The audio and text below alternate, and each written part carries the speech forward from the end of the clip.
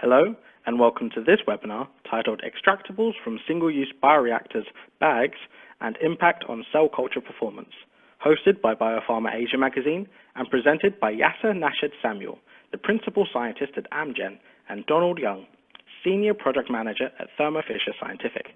My name is Stephen Edwards, and I'll be your moderator. Now, please allow me to introduce our first presenter.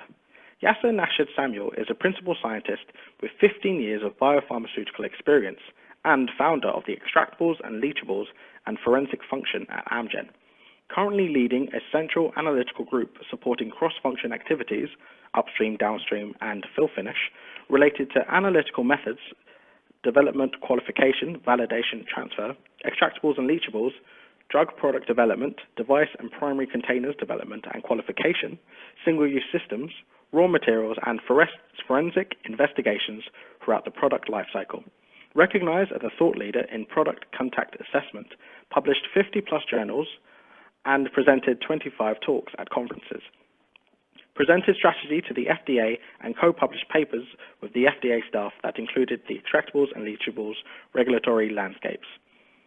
His specialities include method development, extractables and leachables, forensics, NC, CAPA, and BPDR, raw materials, primary containers, PFS, vials, and DS containers, devices, single-use systems, glass delamination, combination products, process characterization, manufacturing, and protein surface interactions to containers and trace analysis, CMC. I will now be handing over to our first presenter. Welcome, Yasser. Thank you, Stephen, for your help, and also I would like to thank Adam Young for inviting me to give a webinar, a talk on webinar on Biopharma Asia. Before I start, I would just want to make everyone aware that this talk is a historic talk. I'm going to tell our business and scientific story, and this issue is mostly resolved by suppliers. And there are quite a number of good products out there, as you will hear from my colleague, Don Young. So my talk is about extractables from single-use bioreactors and impact on cell culture performance. Extractables, by the definition, are chemical materials that migrate from the product contact material into a solvent at elevated temperature. Normally, extractables are done for material qualification. They have much more flexibility in terms of experimental design. You can pretty much design the experiments to answer the question you are trying to provide a solid answer to. We are not restricted by certain temperature or conditions. And if you've done a good job with extractables, all leachables should be a subset of extractables. Leachables are drug product specific qualification of the material. So when they are defined as chemicals migrate from the product contact surface into drug product under normal conditions of use or normal storage conditions. Excuse me. According to the FDA Guidance on for industrial container closure system for packaging, biologics, which are injectables, are in the highest risk category. The reason for this because based on the route of administration and the likelihood of product surface interaction, they are sensitive material or drugs, and they have a good chance to react with the surface. Based on this, if we look at the manufacturing process of biologics, upstream, downstream, fill finish, long-term storage containers, and primary delivery systems, the product exposes to a lot of different materials, can be polymer, rubber, steel, glass, connectors, silicon tubings, and so on. All of those materials can leach. But if the leaching happens at the upstream, that's business risk. It does not really impact patients. But when we go all the way to the primary delivery systems, that can impact patient safety, because if there is a problem at this stage, it's very hard to correct it.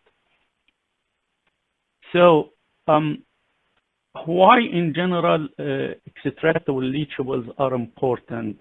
Because they can impact patient safety, because they can be toxic. They are part of the component or container qualification as we look at container closure integrity, particle load, sterilization. Part of it actually is the identification of the chemical profile of the extractable of those containers. Also functionality. They can impact functionality. For example, if you have a siliconized glass syringe and it's assembled in a self-administering device, if the silicone oil leached in abundance, it can affect the functionality of the syringe, and it may cause stalling, and the dose will not be delivered to maintain effective therapeutic window. We have seen cases like this in our history. Also, they can impact the product quality. For example, they can induce protein aggregation or cause particle formation, as we have seen with tungsten cases, a very common case in the industry. And also they can covalently react with the protein itself. And we have a case study published for acrylics. And in my career, I have seen down down to 1 parts per billion, 1 parts per billion, to cause a considerable oxidation. And here also it can impact cell culture yield, and that's the focus of my talk today. Here listed at the bottom some of our references which speaks about the impact of extractable leachable either on process or on product. What the advantage of single-use bags? It's as simple as you can see it, but of course it's not that simple. There are a lot of tactics here, and some stuff you can really care about, like container closure integrity, breakage, stuff like this. But in terms of the simplicity, they are polymer bags. They come clean, sterilized, ready to use, so there is no need for cleaning validation or sterilization. They eliminate cross-contamination from different products. They are flexible manufacturing. You can make more than one product in a small room. Compared to the traditional stainless steel, they are at a much cheaper prices. That can help us to cut costs and can put our money into a new medication, unmet demand. So it helps both patients, where we can supply medicine at a cheaper price, so it can reach many patients, and at the same time we can develop new drugs. But of course there are short-term costs where we need to understand and develop this material, understand what issues in there. Here is our case study. At one point of time, we have seen cell growth inconsistency in single-use bags. Viable cell density dropped, and this, of course, it can impact the titer and eventually the total yield. This can impact patient supplies, but of course, it's our value to ensure every patient every time. So that's again, although it's a business risk, but also at the same time, it's not good to get shortage in supplying medicine. We formed an investigation team about this to look at it, and the primary suspect was media. That's very logic to think about media, because media, they have 30, 40, 50 nutrients in there, and the 50 type of raw materials, one of them could have impurities that impact cell culture. So it's not too radical to think about media as a primary suspect.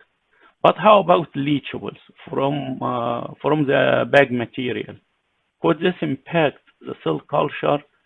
That was a far-reaching out idea for people who do not do material qualification every day. At the time, I actually recommended for the team to do a shake flask model where we extract the bags with water at elevated temperature.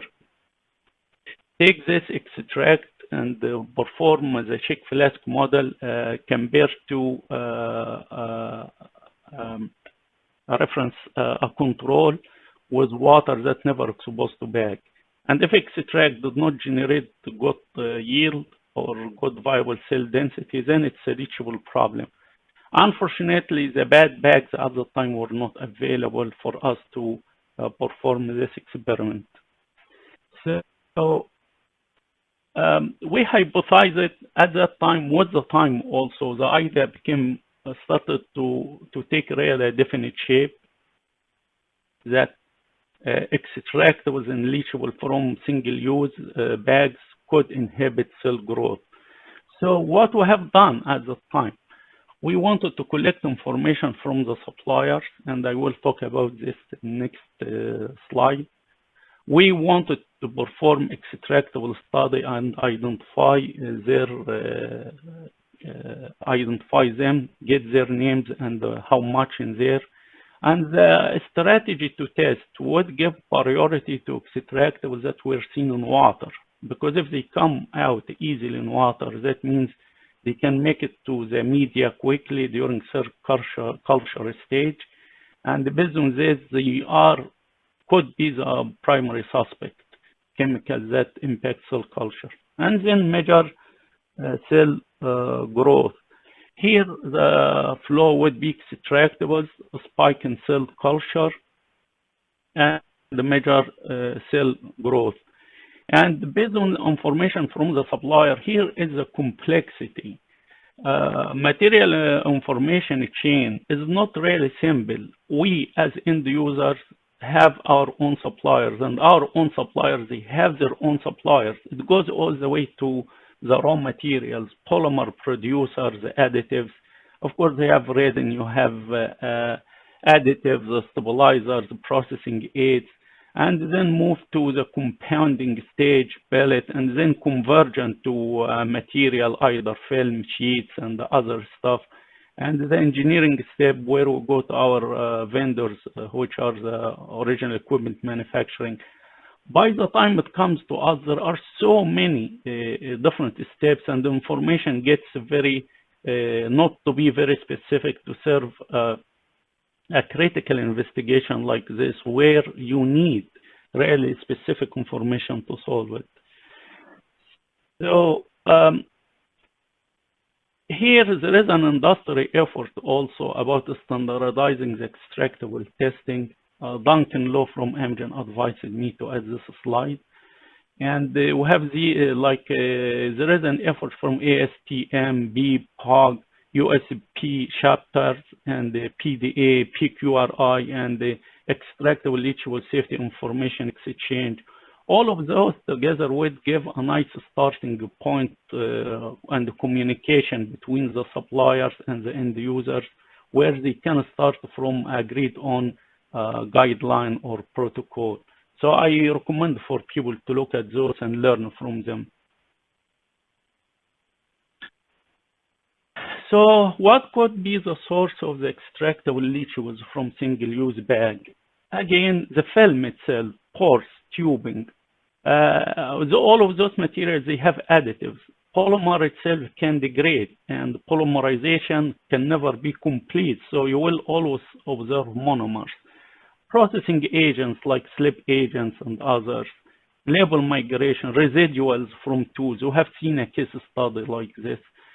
Sterilization, gamma radiation can cause degradation of the polymer. Heat seal itself can generate volatiles. And normal variability in manufacturing. Nothing can be an absolute 100% the same. All of this can be the source of the extractables and leachables from single-use bags. So we came up with an experiment, DOE design of experiment. We decided, as we always do our testing, to use intact material. We don't do any cuts, because the contact layer is designed in a way to protect or to serve a certain purpose for the bioreactor or the primary delivery systems. So that's a value for us. But we're faced by, we did not have the exact bags that show the problem. Then we decided to collect a few bags from different suppliers. And the hope is materials won't be 100% different. They would have some similarities and differences. And from those find out what did not go well and what's going well. So we decided to fill the bags, seal them, close them, and heat them up. And we decided to go for two solvents, water and solvent B. 100%. Solvent B was 40% organic, 20% acetonitrile, 20% ethanol, and 60% water. And we decided to maximize surface to volume. So we filled bags with equal or less than 5% of the fill volume for 2 days. 2 days is not way too long at 50 degrees C. Those conditions are nice because you still keep the bag intact, the integrity does not change, and you can really find out what those extractables are. And we applied an array of analytical techniques to discover the extractables and leachables. But at the time, that's extractables. So we decided to go by targeted approach, a non-targeted approach. All what we can discover: organic, inorganic, volatile, non-volatile, small molecule, large molecule, and using GCMS for volatile, LCMS for organic compounds containing oxygen, nitrogen, and it can detect also polymer as well. And ELSD also to look at if we have polymer material, and it's a universal technique where if there is something the mass spec does not capture it, you can detect it by ELSD. And ICP-MS for inorganic. We decided to go for no analytical evaluation threshold. What does it mean? Anything we could detect at even the background noise well identified, because we wanted to understand what's happening. What is the root cause of this problem? And our initial experience, we found on average identified 20 to 40 plus extractable compounds per bag. Our internal database had 30% of those compounds already, but we have to structure elucidate 70%, which was a considerable effort. Most of those extractables were antioxidants related, plasticizers, organic acids, miscellaneous additives, nylon-related compounds, polymeric-related materials, slip agents, for example, and also inorganic elements. And the profile from bag to bag was different, were variable, and from supplier to supplier, lot to lot. So they were variable in general.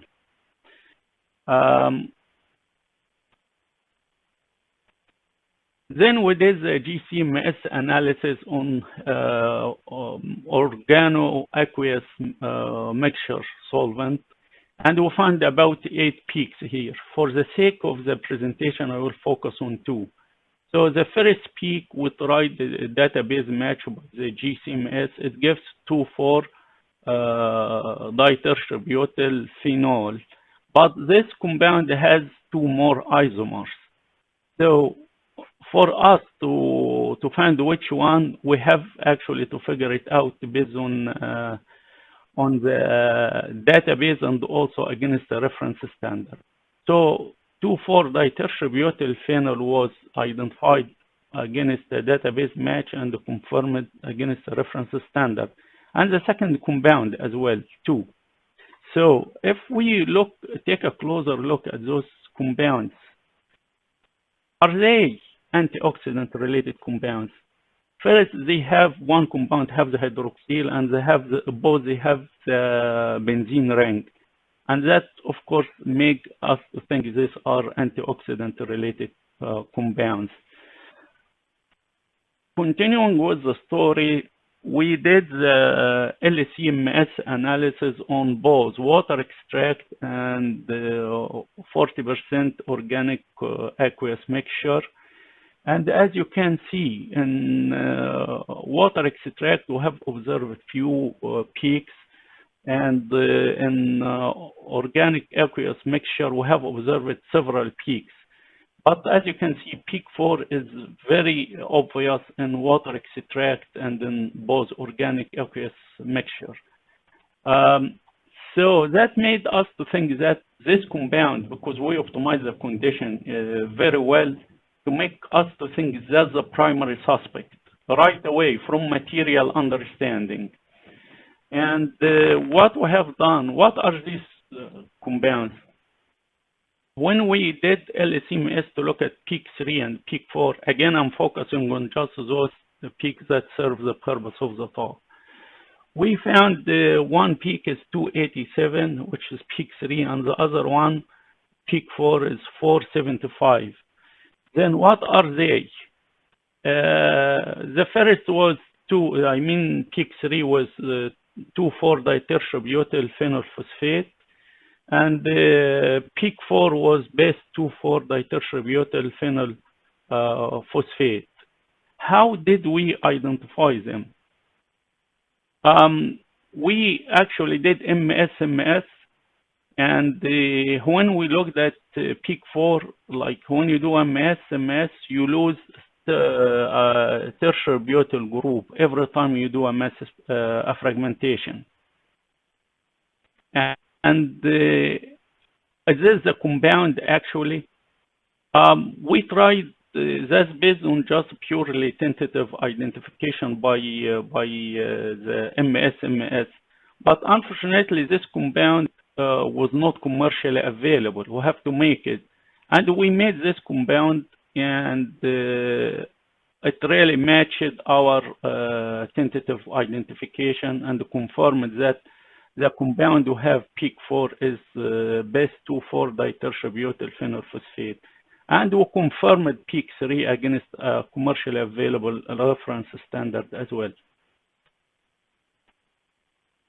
Now, I'm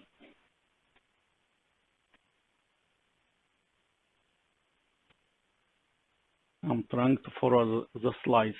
Now we are trying to assemble the first two compounds we were just talking about, 2,4-ditertiary butyl phenol and 1,3-ditertiary butyl benzene and 2,4-ditertiary butyl phenyl phosphate and the base 2,4-ditertiary butyl phenyl phosphate. If you assemble them together, that's what we extracted. You can actually find out that they belong to a common antioxidant, the phosphate antioxidant. But the problem is that we did not extract this compound at all. However, we have seen the oxidized form of it at trace level. Then what happened?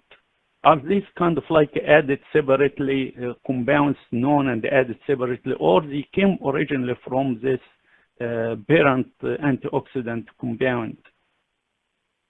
We did some literature search here, and we found antioxidants, the phosphate, if it's exposed to water and heat, it can hydrolyze to compound 1 and 2, and also the oxidized form of the phosphate A.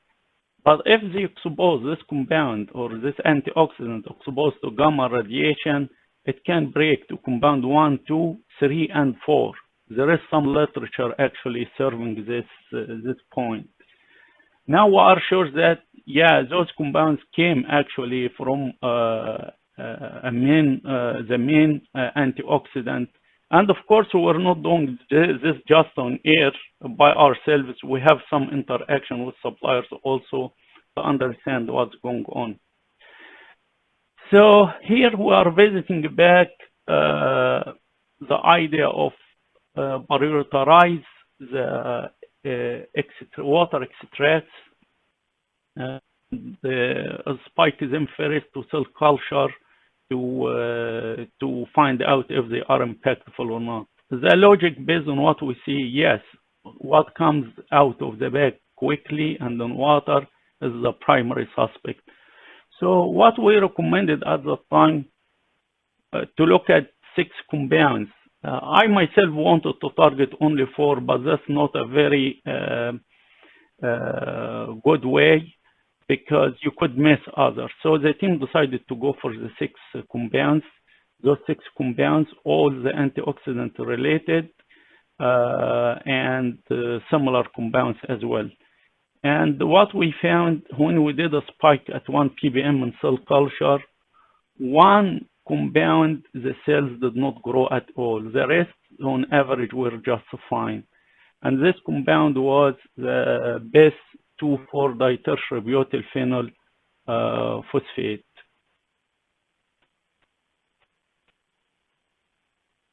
Yeah,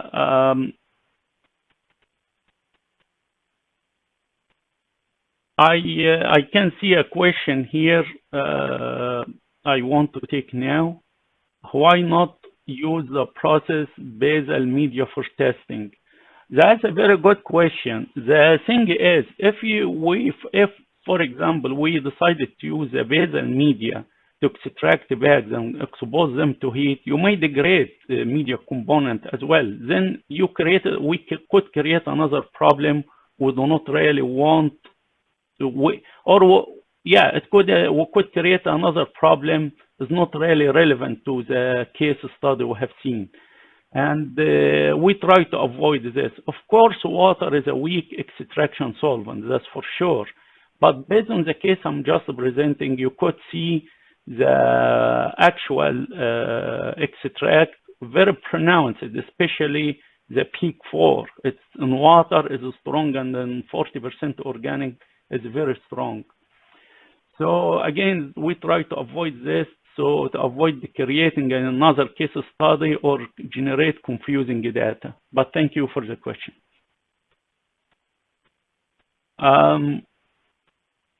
We also try to understand the sensitivity of different cell culture to this base 2,4-ditertiary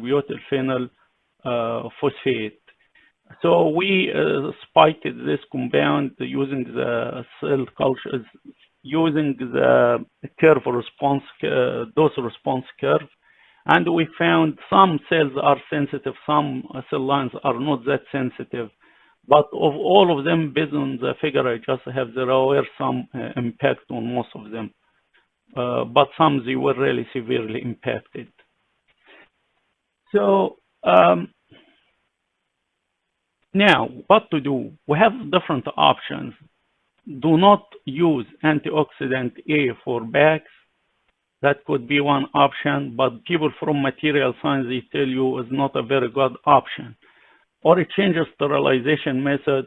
It's also not that easy to change the sterilization method. Control the manufacturing process could be that's a good option. Restrict subs to specific cell line. It's not too bad of a solution, but of course, if you resolve the problem from the roots, that would be good.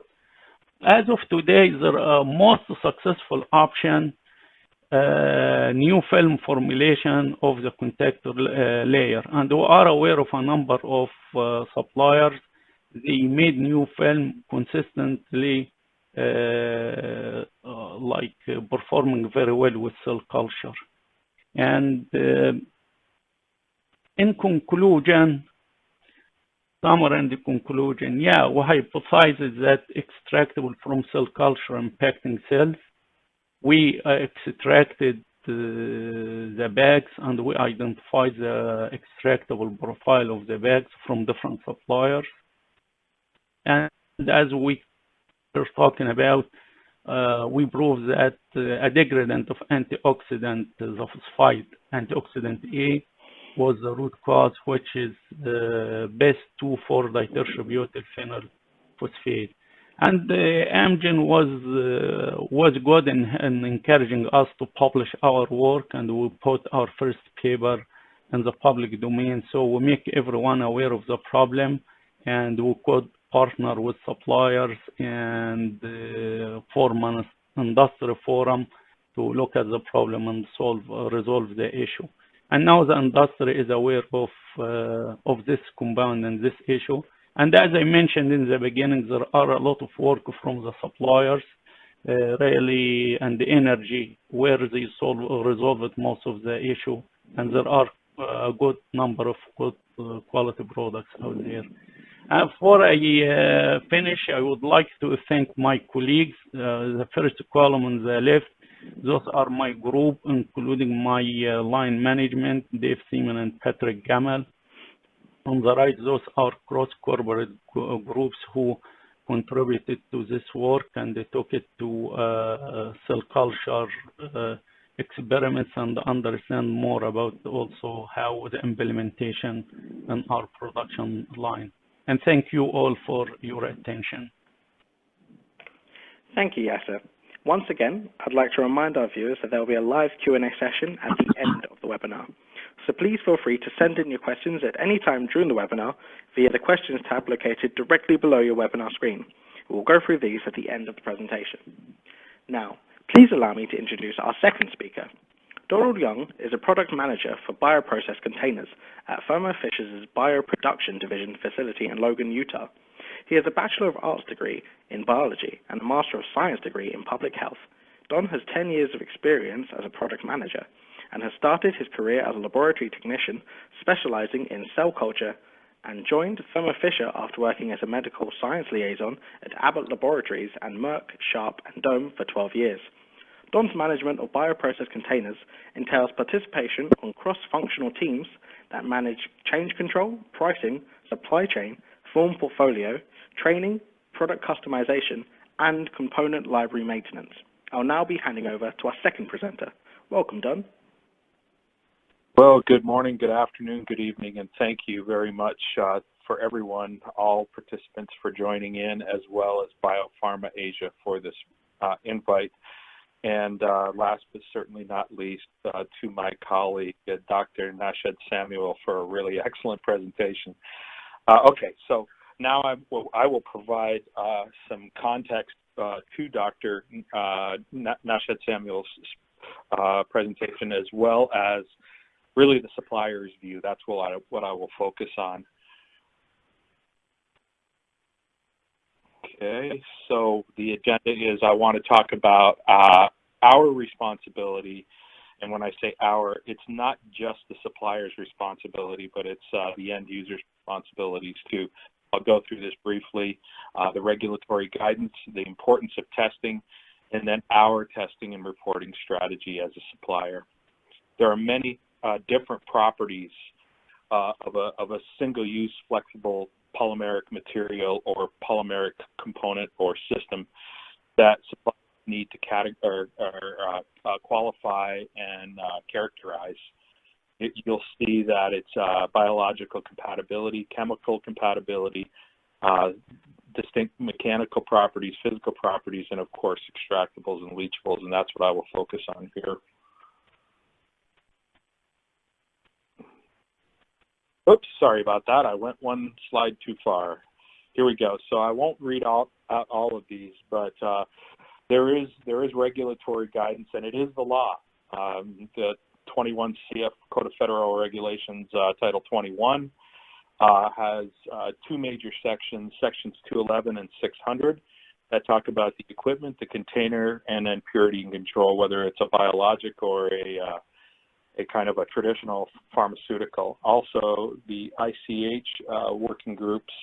ICH has several working groups. Q7A is one that discusses the equipment for active pharmaceutical ingredients. This guidance is very consistent, and to summarize, it says that these materials, these containers, should not be additive, absorptive, or reactive, and change the content of the process liquid that's being housed in those bags or containers or systems. Why do we test? We test for these reasons. For patient safety, that's always foremost, and product efficacy, as well as product quality. and extractables and leachables can impact all of these, whether it's toxicity, developing an immunogen against the parent drug, or any loss of activity, and it can also impact the manufacturing process and even product stability. Extractable testing methods vary. I've been reviewing these for several years, and some of the more important features or factors in a meaningful extractables test method includes surface area to volume ratio.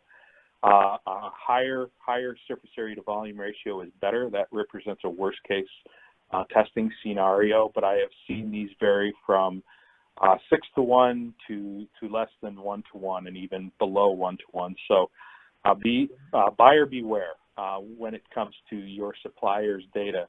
Make sure you're digging into the details and finding out if these truly are worst case or as used conditions.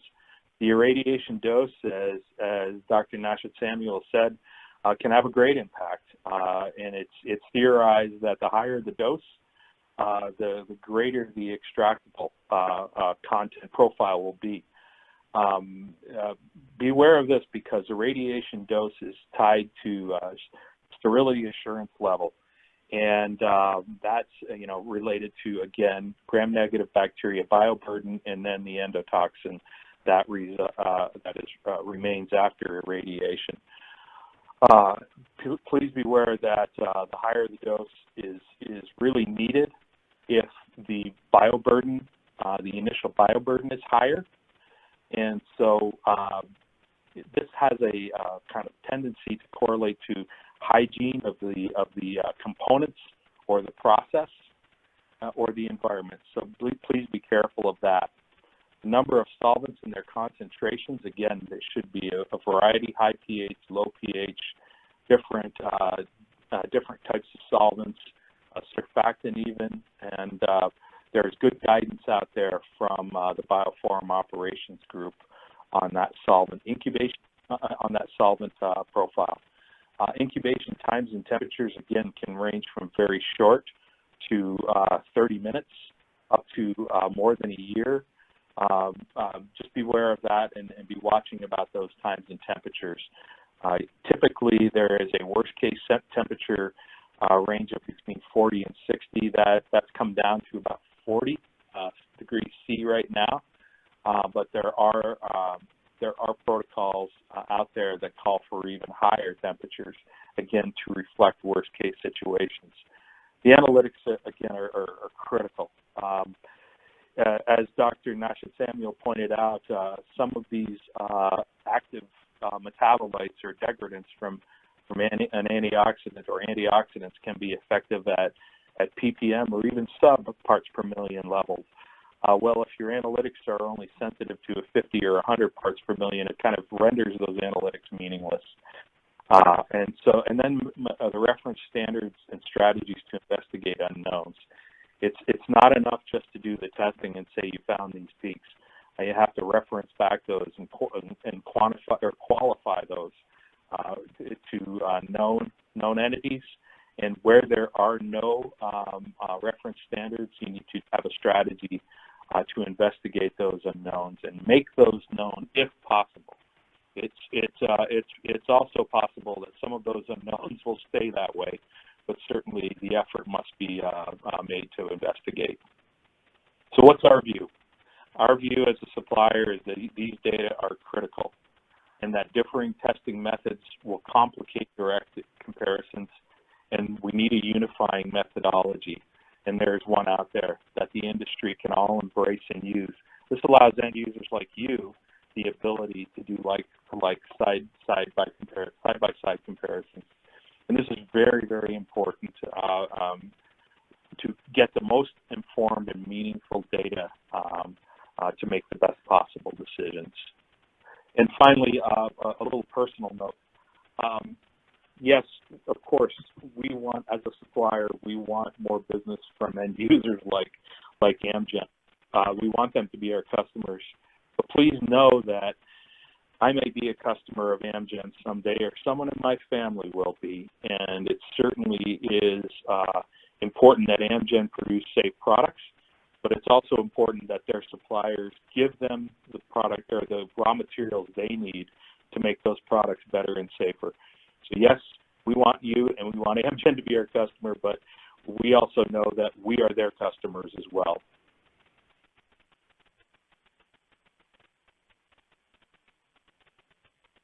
So I'll introduce you to the Biopharm operating group.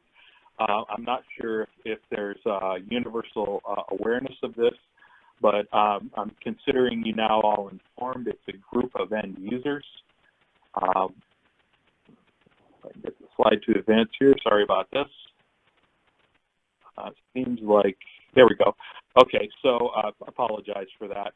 I believe Amgen is a member of the Biopharm operations group, and Thermo Scientific is.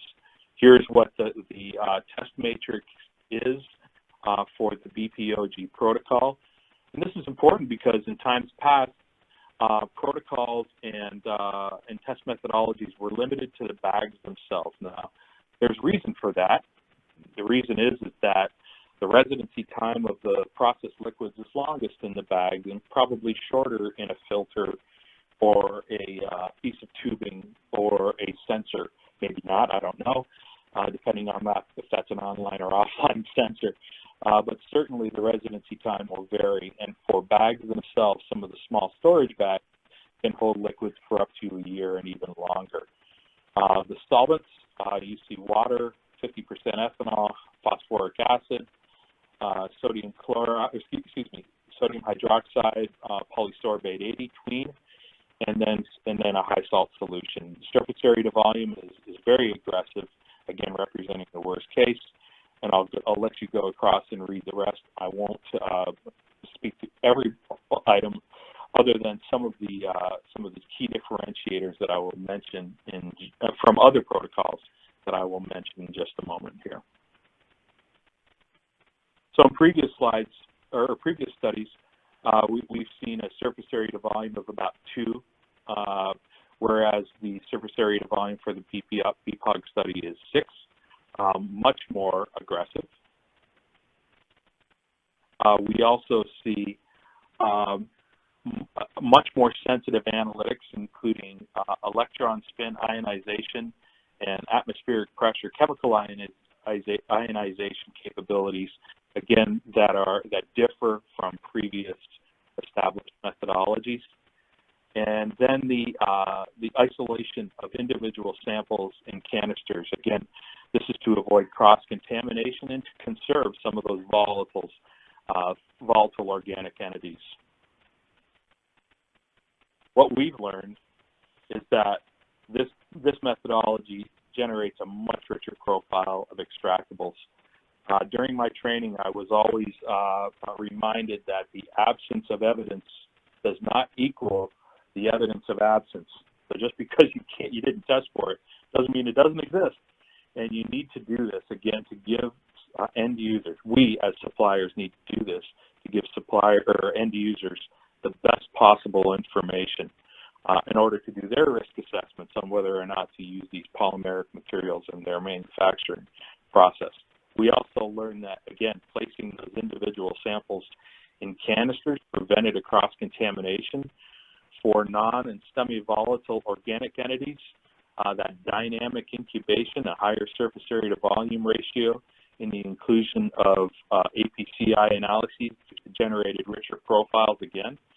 And we know, we will note that there is a trend toward higher conductivity and a drift toward lower pH. That's really no surprise. These are non-buffered solutions. And again, I'm stating the obvious down here below, but these different test methods generate different results. And again, it's all about data quality. We're publishing. We publish these results, and we will continue to publish as we learn more. These are initial results on our films. Within that, we note the unknowns we've observed, and we describe our test strategy to identify those unknowns.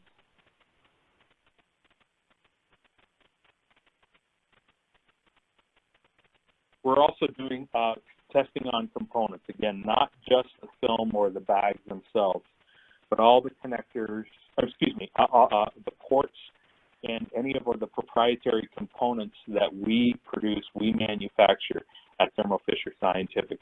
These may include impellers for single-use bioreactors or mixers, and the ports that are attached to the bags. We're preparing samples of all the resins. We're using resins. We're going back to the resin level and not using the components themselves. We're using coupons, which are small discs of these base resins, 22 of them. We're doing multiple replicates with the BPOG solvent strategy. With 3 time points, we will generate almost 6,000 data points that we will then analyze and publish in a future white paper on this. And our strategy for testing or identifying unknowns is to use the AMDIS software to deconvolute these complex chromatograms, hopefully giving us single compound spectra. We will compare these against the NIST library for spectral comparison, and we will do these using authentic samples. So we will rerun the tests themselves so we have fresh, authentic samples.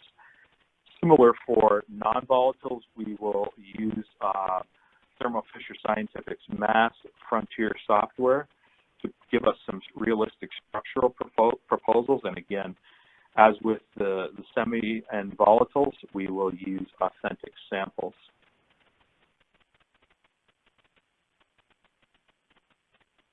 We provide this data to help our customers make informed decisions. We will test to the established standards to assist the end users in their assessments, to give them an easy way to do a side-by-side comparison. And really, it's all about patient safety and product efficacy. I want to spend a few moments now discussing Dr. Nashed-Samuel's data and describe what Thermo Fisher Scientific has done. These aren't on the slides, so this maybe a little bit of a bonus for you all. But we did look at these antioxidants, and when in the bags that were tested, the bioprocess containers that were tested, we have a very good idea. Well, we have an accurate idea of what our antioxidant profile is, but we also did some analyses based on Amgen's data, and realized that perhaps our antioxidant profile was not only rich, but it was probably too rich. That at least one of the antioxidants, and it's the antioxidant identified by Dr. Nashed-Samuel, we had an overabundance of it because only half of it was consumed during the process, the resin production process. We went back and totally removed that antioxidant from the film formulation, as well as a second antioxidant from the film formulation, and that's our response to this issue. And yes, we were one of the suppliers that was impacted by this. Our response was to reformulate, create a new film with a much reduced antioxidant profile, which appears to have solved the problem without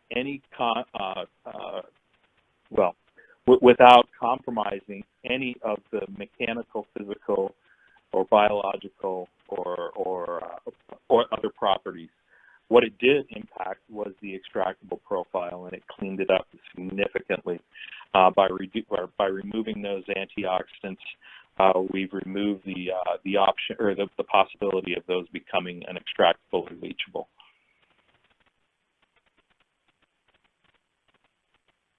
Oops, sorry, I went too fast. Sorry about that. Here are some of the references I've cited. I want to thank you very much, and it is now question time. Thank you for that, Don. And yes, we will begin the question and answer segment of the webinar. Well, once again, I'd like to remind the audience that you can still send your questions in via the questions tab located directly below your webinar screen. So now our first question is, what is your experience with bags from different suppliers, and do they have similar extractable profiles? Yasser, I believe this is for you then. Okay, yeah, as I mentioned during my talk, we observe variabilities, lot-to-lot variabilities, vendor-to-vendor variabilities, and intra-lot variabilities. But the true that's an absolute variability. You could find more compounds, less compounds, more in terms of quantitative, both qualitatively and quantitatively. But most importantly, are these variabilities at an impactful level? The answer is the one case only we have seen was best 2,4-ditertiary phenyl phosphate. So we have to translate those compounds, because when we do extractables, two pieces of information we need: the names of the compounds and levels. Then we translate those into product impact, process impact, tox assessment. And once we establish those spec level or this threshold for your self-action limits, you would know if they are variable or not. But for us, once we went through this process, only this compound that came across. Based on this answer, although there are variabilities, but not to the impact level, to an impactful level, and I can say they are just perfectly fine. And our next question is, do you follow specific protocol or guidelines for performing extractables and leachables? Yes, I believe this is for you again. Yeah, as I mentioned during my talk, there is an industry effort, and as we heard from our colleague Don on this, there are nice guidelines out there. You can use them as a startup. BPOG is a good one. USP chapters on extractable leachables is a very good one as well.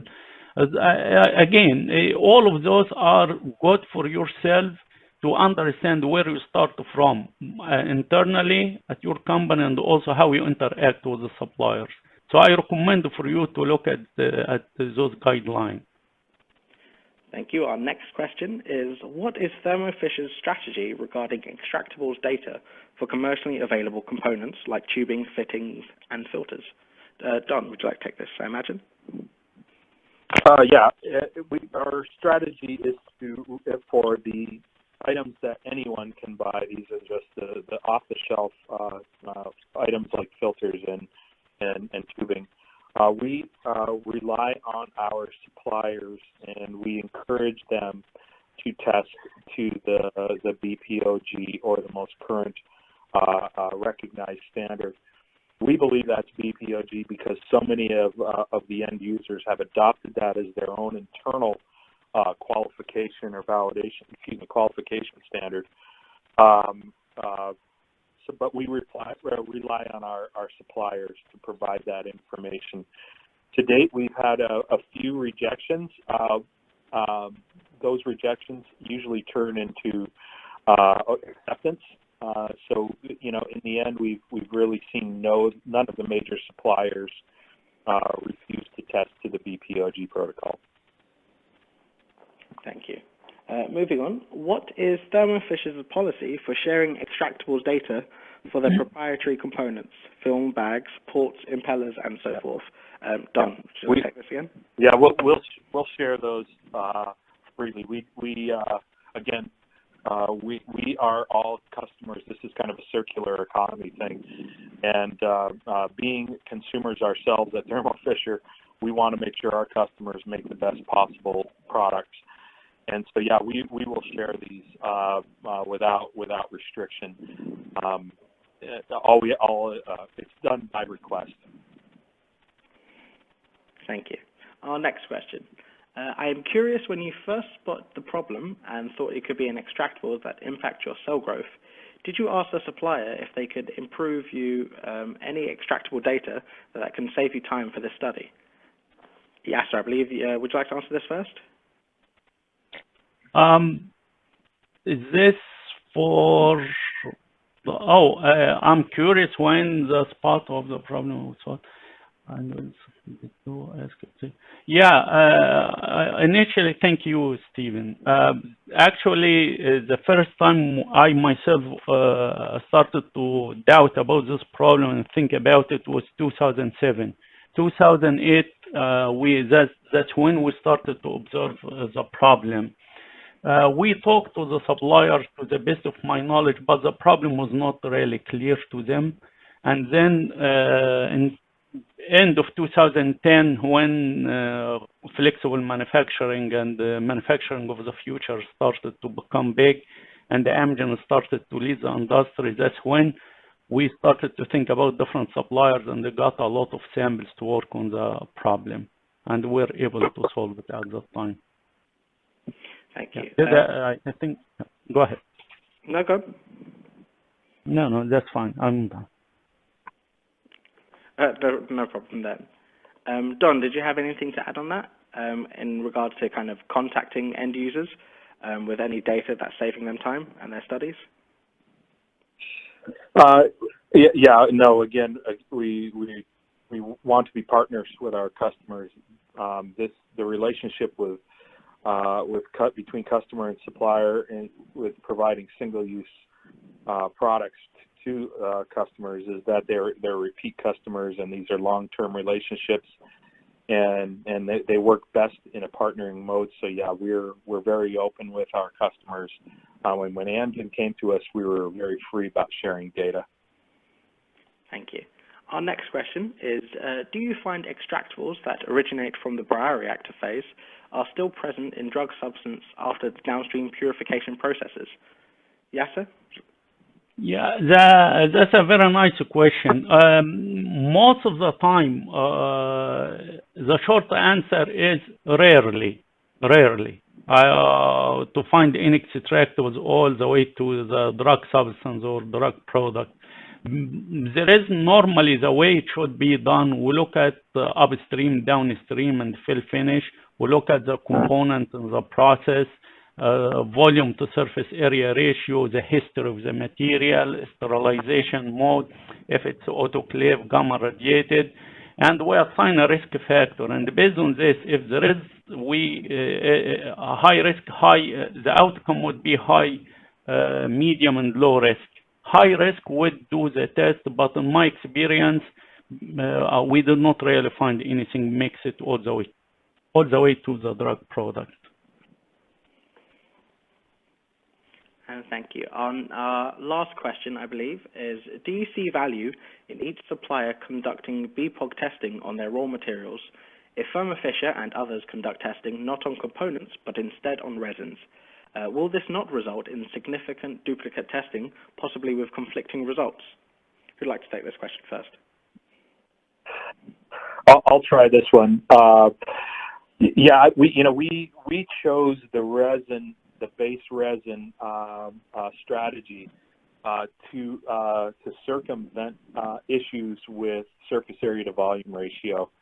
We're talking about connectors and filters and tubing and things like that, where making those calculations it's not certainly impossible, but to simplify things and to provide a nice, easy reference standard, these coupons were our strategy. Yeah, there may be some duplicate testing. Some suppliers use the same base resins. We find that most of the time the suppliers use slightly different variants. Again, this is their proprietary information. This is their proprietary value, and they do not necessarily copy one another. So there might be different variants of a polypropylene or a polycarbonate or something like that. What I think Dr. Nashed-Samuel mentioned was the LC database and some of these other kind of community databases that take this information and log it, like the BPOG group does, where they make these data available to all members. It doesn't completely remove that chance of redundancy, but certainly it's something that can be handled a little better. Conflicting results, I'm not sure about, if it's identical test methods, then yeah, there might be a problem there. But again, the different methods may yield different results, and I think the examples of the APCI positive and negative test methods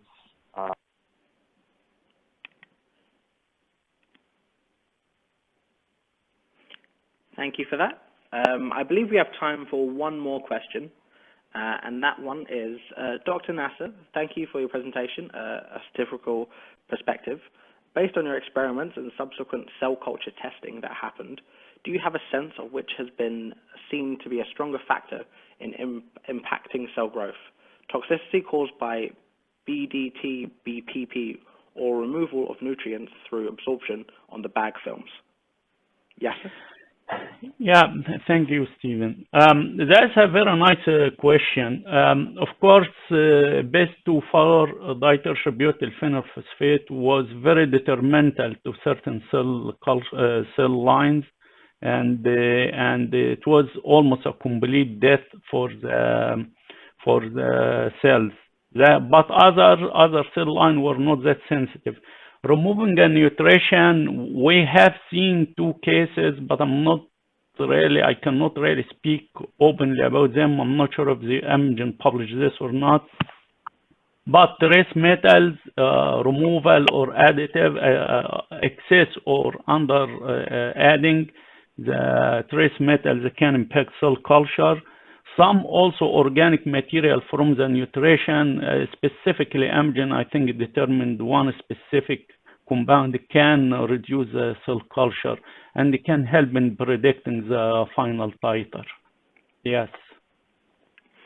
Well, thank you for that. Thank you for your answers, and thank you, audience, for your questions. Before we finish the webinar, I'd like to ask our presenters one last time if they have any closing remarks or final statements. Yasser, do you have any closing remarks? I'd like to thank you guys for arranging this event. It's very nice that we all get together as end users and suppliers, and also our colleagues across the industry, to talk and to listen to each other. That's one of the best events. I am willing to participate in future events. And Don, do you have any final remarks? I will certainly echo and support Dr. Nashed-Samuel's remarks. These are great opportunities to come together across the globe without any worry about travel or anything like that. So it's a great opportunity, and I hope to be participating in a future event. Thank you all. Well, thank you. And I'd like to take this opportunity to thank our presenters. Once again, that's Yasser, Nashed-Samuel, and Donald Young for sharing their knowledge with us. I'd like to remind our audience that they can view this and other webinars on demand by visiting biopharma-asia.com/on-demand-webinars. And if you are watching this on demand, then please feel free to send your questions over to me at stephen.edwards@biopharma-asia.com, and we'll get those answers to you. Thank you, everyone. Have a great day. Thank you.